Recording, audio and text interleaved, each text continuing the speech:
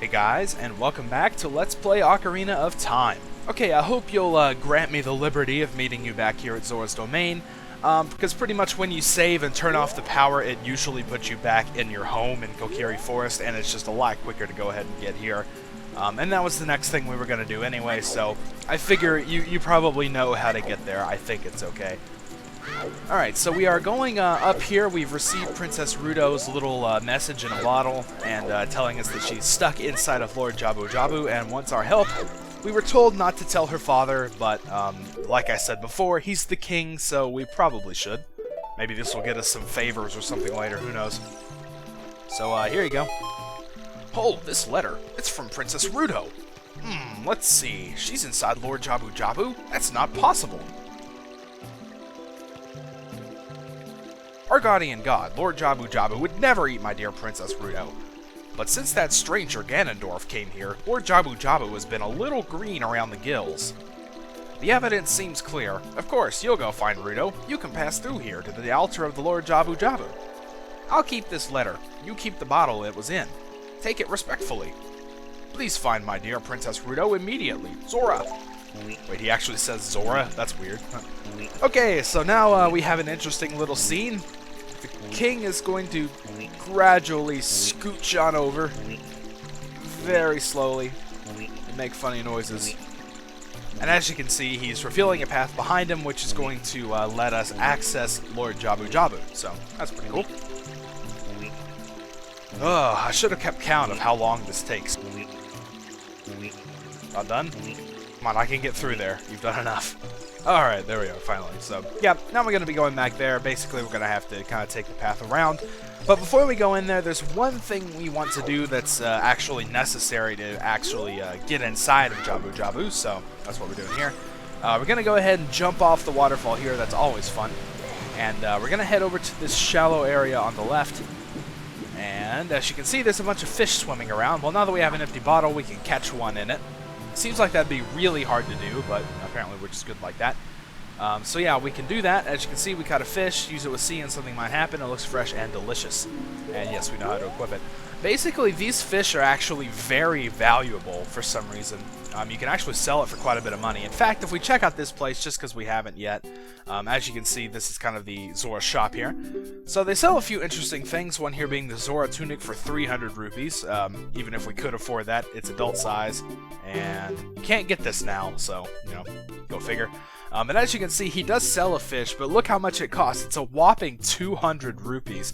I don't know why they cost so much, but either way, it's definitely much cheaper and a lot easier to just catch one, you know, so.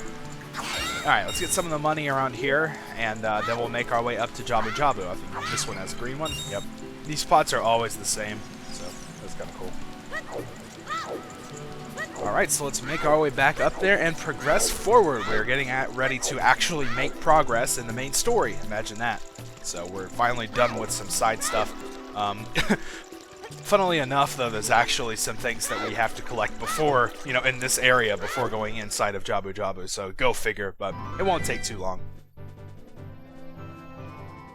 Okay, so this is Zora's Fountain, and as you can probably guess, that big fish in the middle there is our objective. So, yeah, let's see what the sign has to say, just because I'm curious. Zora's Fountain. Don't disturb Lord Jabu-Jabu, King Zora the 16th. Okay. So before we check out Jabu-Jabu, as I mentioned, there are a couple things we need to get. One being a Skulltula, and one actually being a new magic power sort of thing, like Den's Fire, except different, of course. So we're going to go over to this platform over here on the southeast. This is where both the things are. First, we want to roll into this tree. And when we do so, the Skulltula falls out, so let's go ahead and just take it. There we are. And now let's ignore Navi and get out some bombs. We can actually, looks like we're trying to blow up the boulder, but check this out.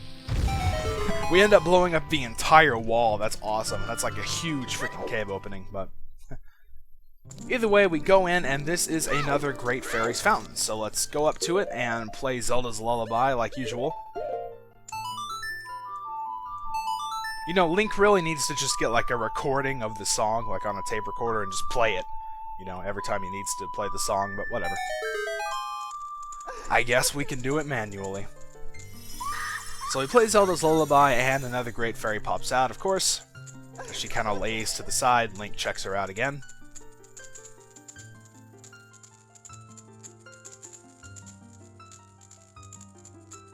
Welcome, Link. I am the Great Fairy of Magic. I will give you a magic spell. Please take it. Oh, well, straight to the point, are we? Sounds good.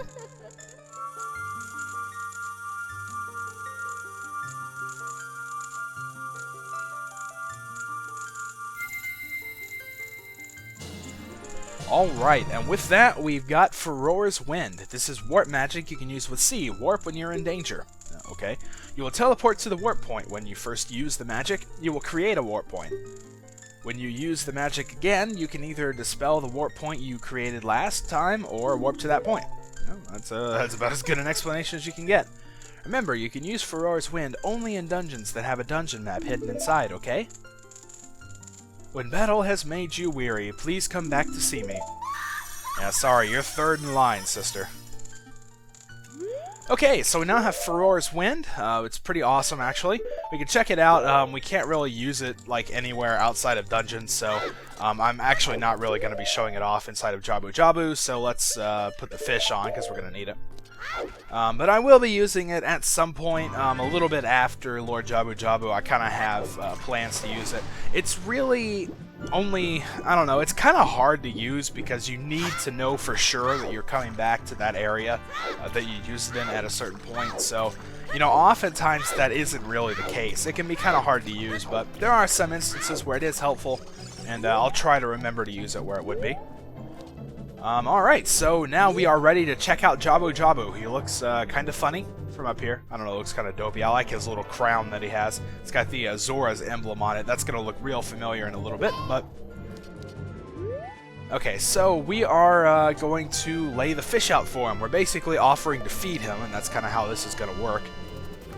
Because once we lay the fish out...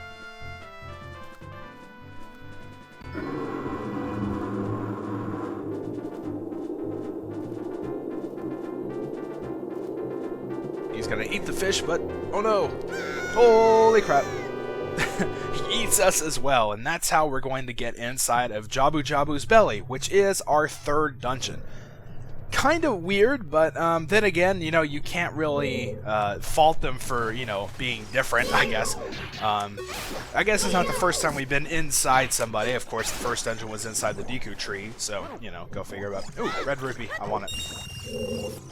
I need to drop seeds, how useless. Now, these things here, the bubbles, they are officially known as Shabam, which is kind of an interesting name. I'm going to call them bubbles. If you cut it, it'll burst open and knock you back. Not always. I mean, if you're good about it, you can cut it and see you're fine. But Deku Nuts, surprisingly, work really well. And they're actually going to get quite a bit of use in this dungeon, which is different than usual. But there you go. I actually find they're useful for quite a few things. So we want to shoot that little thing there, and that'll open up the door. I don't know what any of this is, so I'm just going to call it, you know, shoot that thing, press that thing, you know, stuff like that. In here we've got a jellyfish, also called the Beery, I guess. If you touch it, you will be electrocuted, so obviously you don't want to do that. If you want to kill it like it really made you mad, you can use the Deku Nut to stun it and then kill it with your sword. Like that. But it's really not worth the time and effort. It's usually just easier to avoid them, so... Alright, only one way to go really right now, so let's continue on forward. It looks really weird without the dungeon map. I can't wait till we get it. I feel kind of awkward without seeing it down there. Alright, so let's head into this room. See, there's a bunch of holes everywhere and some sort of green thing. Whoa! Holy crap, it's a Zora. I'm assuming you're Princess Rudo. You! Who are you? I am Rudo, Princess of the Zoras. What? Are you saying my father asked you to come here to save me? I'd never ask anyone to do such a thing. I have a letter that proves differently. Letter in a bottle? I have no idea what you're talking about. My father is worried about me? I don't care. Anyway, I can't go home right now. And you, get out of here, understand? Oh jeez, holy crap, I just came here to help. Watch out for the hole. Oh! Oh no! Well, this jellyfish is about to get us, so let's chase after her. My thoughts exactly, Link. Oh well, she's fine, that's good. Are you still hanging around here? I told you to go away. I'm okay. I've been going inside Lord Jabu-Jabu's belly since I was little, but Lord Jabu-Jabu is very strange today. There are electrified jellyfish and strange holes around. On top of that, my precious stone was... That's none of your business. Anyway, you, go home now, understand? Hey, I can't do that, alright? I've got a mission here. You're that worried about me? Then I will give you the honor of carrying me. However, I won't leave until I find the thing I'm looking for. You'd better believe me. Okay, so now we apparently have the royal honor of carrying Rudo's butt around everywhere. Awesome. Alright, so first let's pick her up and head on through pretty much the only door available to us. We got some more bubbles here. This is where the Deku Nut can really come in handy. You can take out a whole bunch in one shot. As you can see, we got 2 of them. The range is actually quite wide. Those 2 got away, so I'm just going to ignore them for now. But yeah, you can actually take out quite a few in one. And there's one room in particular where the Deku Nut's going to be awesome. So it's going to sort of get away from its, you know, long time convention of being probably one of the most useless things. But oh wow, I killed the bubble with Rudo. That's awesome. Okay, get up there. Come on. I must be too close to it or something. Hey, there we go. All right. So in here we've got a couple things that are kind of annoying. These guys here are stingers. That's right. Destroy it before it flies into you. If you space it out just right, you can hit them with your jump attack and kill them in one shot like that. Otherwise, if you're not feeling like manipulating that, you can just use the slingshot a couple times and that'll work. If they're being pains and not coming out, Deku Nuts will force them to come up. So yet another use for them in this dungeon. We'll see if we can get this one to pop up too. It's probably a good idea to take care of them, otherwise they'll just be bugging you quite a bit, so I like to do it anyway. Okay, and in here we've got a switch we can press, so let's do it. Again, I don't know why this stuff is inside of Jabu-Jabu, but... Oh yeah, we've also got a Skulltula there we want to collect. I probably should have went ahead and done that, but let's see if we can like get it from this ledge here. Come on, a little left. A little down. There we go. Awesome. That's kind of a strange angle, but whatever, it works. So let's go down and get this. Alright, and up here we probably want to get an empty bottle ready, because there's going to be something pretty awesome in here. It's a fairy. So let's grab it. That should be our second one, so that's pretty good. We got quite a bit of life insurance. Alright, and now we need to get over there. I don't know if it's possible to just make the jump from here. I'm going to try it, but... Phew, awesome, alright. Normally you would just fall down and then hit the switch again and climb up, but, you know, gotta save time where you can. Got some more bubbles around, pretty much just ignore them. And you can also, if you're good enough, you can hit this switch with Rudo. Ooh, just like that. That's awesome, I love doing it that way. And now let's pick her up and continue on through the door, and not get hit by the bubble. Alright, in here we've got an Octorok. You probably want to take care of it because you're going to be standing here for a little while. You can go into the water and go through that tunnel. There's just a business scrub on the other side who sells you Deku Nuts for some outlandish price, so it's really not worth doing. But what we're here for is actually this elevator. So let's hop on and ride it up. If you sit too long, Rudo will start to get impatient and flail around here. Let's see if she'll do it. There you go. Like, that's going to make me move any faster, but... Alright, so now we're pretty much up here right at the entrance. Remember, that's where we came in from. There's the first jellyfish, so we're kind of backtracking a little bit. But this time we want to head on through this room with the holes instead of falling down. I find it's probably best to stay over here on the right. Otherwise, there are like huge jellyfish that'll come down like that. And they'll almost always get you, so... Alright, now in here it's kind of interesting. There's basically 5 different ways to go. There's kind of 3 forks here, and then on the left and right fork there's another fork halfway down. We can see there's this kind of tentacle thing here that Navi's going to explain to us.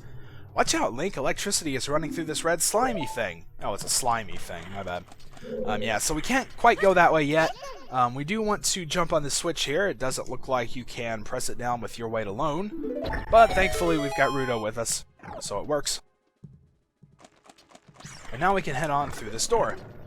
And in here, let's see, what is in here actually? I forgot. Oh, okay, yeah, it's a bunch of stingers. We basically need to take these guys out, and something cool will happen.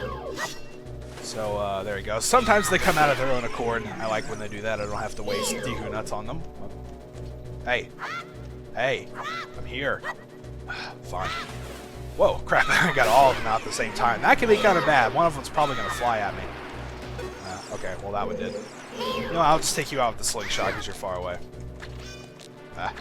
See, they take a little while with the slingshot. That's why I like to try to get a jump attack if I can. But sometimes you just can't space it out right. Ooh, that was close. Alright, it looks like that's going to take care of all the stingers. And, of course, that's going to make a chest appear. Oh, I'm on the wrong side. Okay, there we go. Alright, so we open it, and now we are going to find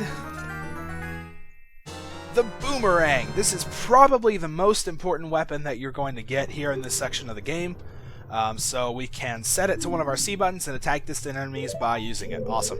So let's go ahead and get that bad boy equipped. We're going to be using it quite a lot for, quite a while, actually. So, and also with the boomerang, that's going to give us access to a lot of things that we couldn't get to before, namely a lot of Skulltulas. Remember, in a lot of the dungeons, I said we're going to have to come back later. Well, that's why, because now we can use the boomerang to sort of get Skulltula tokens that are out of our reach. So after this dungeon, we're going to be doing quite a bit of backtracking in order to get some new things, so that's kind of cool. We've got another tentacle here, so we can't go through that door, but this one we can. This is sort of a different switch, though. It's one of those where if we step off of it, it's going to come back up. So we need to leave Ruto here for the time being, which is perfectly fine by me. And as we go in here, let's see what Navi's got to say about this. Parasitic tentacle. Seems that the narrow part is its weak point. You need a particular item to destroy it. And of course that item would be the boomerang. So this is a good chance to show it off. Basically these guys are easy to deal with. Stand close and just spam the boomerang and they won't be able to do anything. Hit it a few times and it dies, so awesome. The boomerang is definitely a useful weapon at this point.